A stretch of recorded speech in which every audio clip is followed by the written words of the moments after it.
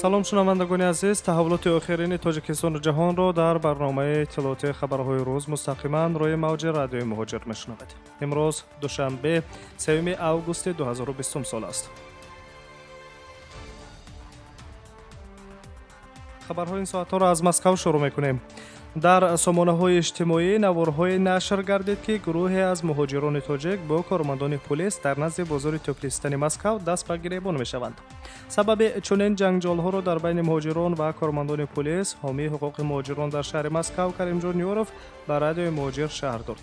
тавре мусоҳиб нақл кард, дар аввал якчанд ҷавони тоҷик байни худ ҷанҷол мекунанд. дар ин маврид муҳофизини бозор аз онҳо талаб мекунанд ки дар ҳудуди бозор даст ба гиребон нашаванд. дар идома ҷавонон бо муҳофизин гуфтугӯи лафзӣ карда ба тарафи якдигар дастбардорӣ мекунанд. баъдан яке аз муҳофизини бозор писарашро ба ҷои ҳодиса ҷиқ мезанад ки ӯ корманди пулис будааст. тавре дар идома Каримҷон Юров шаҳр дод, вақте ки як ҷавони тоҷикро кормандони пулис ба дохили нақлиёташон ҷой мекунанд, дигар муҳоҷирони тоҷик онро бо роҳи зӯрӣ аз дохили нақлиёти хизматии кормандони пулис берун меоранд. баъди ин ҳодисаҳо таи беш аз 2 рӯз аст ки дар бозори Тӯфлистан ки зодагони кишварҳои Осиёи марказӣ ба тиҷорат машғуланд, мақомот тафтишотро бар зидди муҳоҷирон шурӯъ карданд. ҳомии ҳуқуқи муҳоҷирон дар шаҳри Москав Каримҷон Юров гуфт ки дар ин ҳодиса якчанд ҷавон ва як корманди пулис каме захм бардоштанд. айни замон дар додгоҳи ноҳияи Чермушинист ки баррасии қазияи ҷанҷоли муҳоҷирон ва занозании онҳо бо маъмурини бозору кормандони пулис шурӯъ гардидааст, гуфт Каримҷон Юров.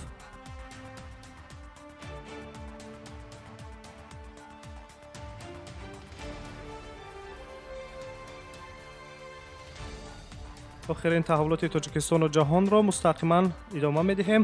хадамоти федералияи амнияти Русия оид ба вилояти Владимирск аз ошкоршавӣ ва дастгир кардани як гурӯҳи муташаккили ҷиноятӣ хабар дод ки ба ҷалби муҳоҷирати ғайриқонунӣ машғул буданд. менависад хабаргузории Россия дар вилояти Владимирск.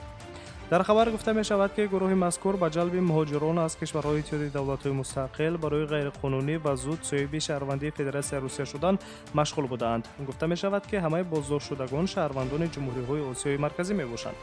Каримҷон Юров ҳомии ҳуқуқи муҳоҷирон дар Русия ба радиои муҳоҷир гуфт ки яке аз боздоштшудагон роҳбари ҷамъияти тоҷикони яке аз ноҳияҳо дар ҳудуди вилояти Владимирск мебошад. طبق معلومات تفتیشات گمانبرشدگان به مهاجران در بستن عقد نکاح شرطی با شهروندان روسیه برای زود دریافت کردن شناسنامه‌های روسیه و با مقصد ساده گرفتن اجازت اقامت موقت کمک کردند. از سال 2016 تا سال 2020 زیاده از 100 شهروند خارجی به این طریق بودباش خود را قانونی کردند که قسم زیادی آنها علاقه شهروندی روسیه را دارا میباشند. بر ضد مهاجران دستگیر شده چاره‌های تصدیق‌کنی و معاین‌سازی در دایره پرونده جنایتی ادامه دارد. حالا دادگاه در نسبت بازداشت شدگان قرار درباره در حبس پیشکی نگاه داشتنشان را به مهلت تا 2 ماه تطبیق کرده است.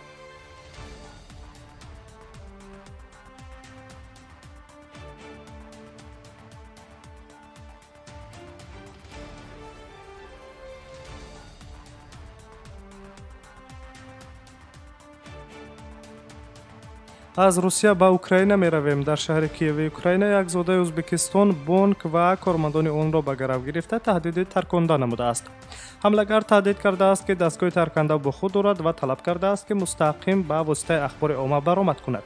حمله‌گر بینای بانک را مصادره کرده در کیف شهروند ازبکستان سوراب کریموف گفته می شود. نوشته است در صفحه فیسبوک خود معاون وزیر کارهای داخلی اوکراین آنتون گریشنکا. جنایتکار فیلیال یونیورسال بانک اوکراین را در مرکز تجارتی لیوناردو در کیف به اسارت گرفته با تکرار تهدید ترکانده نموده است. کریموف سهراب رحمانویچ 25 مارس سال 1988 سال تولدش بازداشت شده است. از روی تحلیل‌های پیشکی او شخص روحان سالم است. نوشته است معاون وزیر کارهای داخلی اوکراین آنتون گریشنکا. پیش از آغاز عملیات ویژه روزنامه‌نگاران به بنا وارد شدند. حمله‌گر طلب کرد که او را با پخش مستقیم تامین نمایند. هنگام صحبت با روزنامه‌نگاران جنایتکار دستگیر کرده شد. کارمندان بانک در گروگان بودند آسیب ندیدند. مقامات حفظی حقوق اوکراین خبر می‌دهند که از روی حرکت‌های جنایتی شهروند جمهوری ازبکستان سهراب کریموف پرونده جنایتی آغاز گردیده تفتیش ادامه دارد.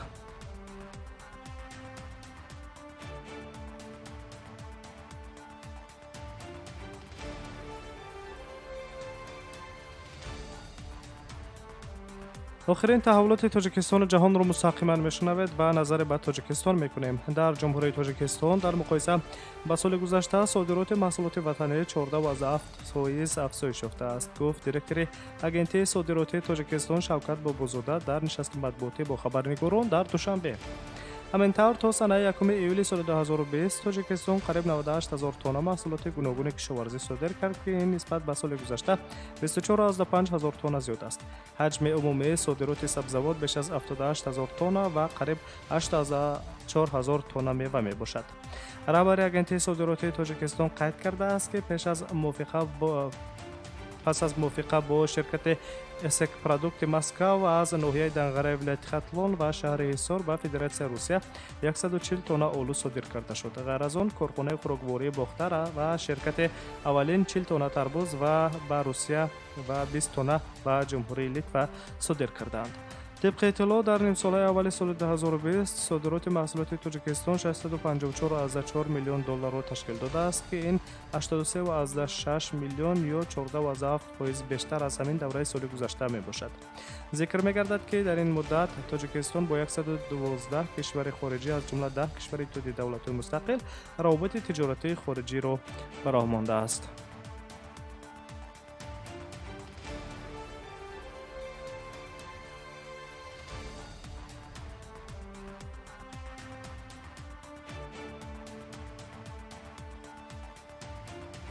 در قزاقستان صاحبکاران و صاحبان مغازه و فروشندگان وظیفه‌دار گردیدند که هنگام فروش مشروبات و تماکو حجت‌های معین‌کنی شخصیت خریدار را تفتیش کنند. این معیارها در کدکس نوی حفظ سلامتی جمعیت و سیستم تندرستی نشان داده شده است.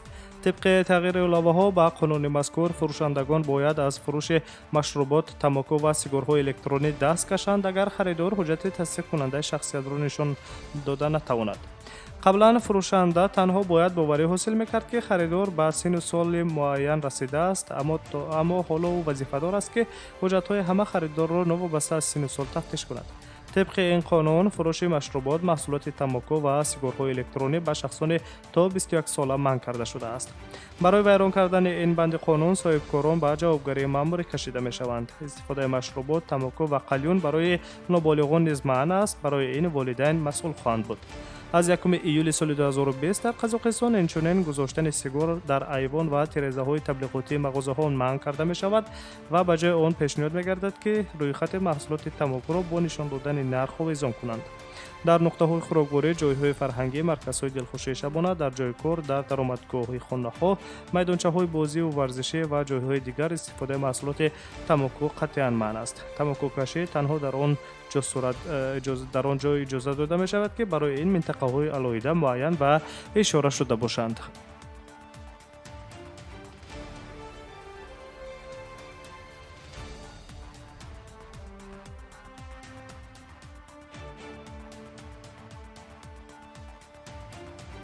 خبرگزاری تاس با استناد به منبع‌های خود از امکانیت برقرار کردن پروازهای مستقیم بین المللی روسیه با دیگر کشورهای آسیا مرکزی و محاکمه این مسئله در سطح عالی خبر داده بود. تبری با استناد به منبع‌های خود تاس می‌نویسد سنه تعیین شده برقراری پروازهای مستقیم بین المللی 11 آگوست میباشد. همزمان در این سنه امکان دوباره پروازها با همه کشورها به نظر گرفته می‌شود. اما تا به حالت امروز 3 آگوست سال 2020 از جانب مقامات رسمی روسیه این مسئله تماما شرح داده نشده است و پیشگویی‌ها نیز در این سمت صورت نگرفتند. یک منبع دیگر تاس شرح داده است که این مسئله در جلسه آخرین استودی فوری اوید به مبارزه با کرونا ویروس در فدراسیون روسیه بررسی شده است. باید روشن کرد که در چند اظهارات اخیر وزارت کارهای خارجه اطلاع داده شده بود که مسئله برقرار کردن پروازها تحلیل و بررسی کرده می شوند و برقراری پروازهای مستقیم بین المللی از وضع اپیدمیولوژی وابسته خواهد بود. در حال حاضر روسیه پروازهای مستقیم بین المللی را با بریتانیای کبیر، ترکیه و تانزانیا رسما دوباره آغاز کرده است. معاون رئیس حکومت روسیه تاتیانا گولیکووا همچنین شهر داد که پروازها بر اساس متقابله دوباره با این سه کشور در بالا ذکر گردیده برقرار کرده شدند. در خصوص برقراری پروازهای مستقیم بین المللی با دیگر کشورها از جمله جمهوری‌های آسیای مرکزی چیزی گفته نمی شود.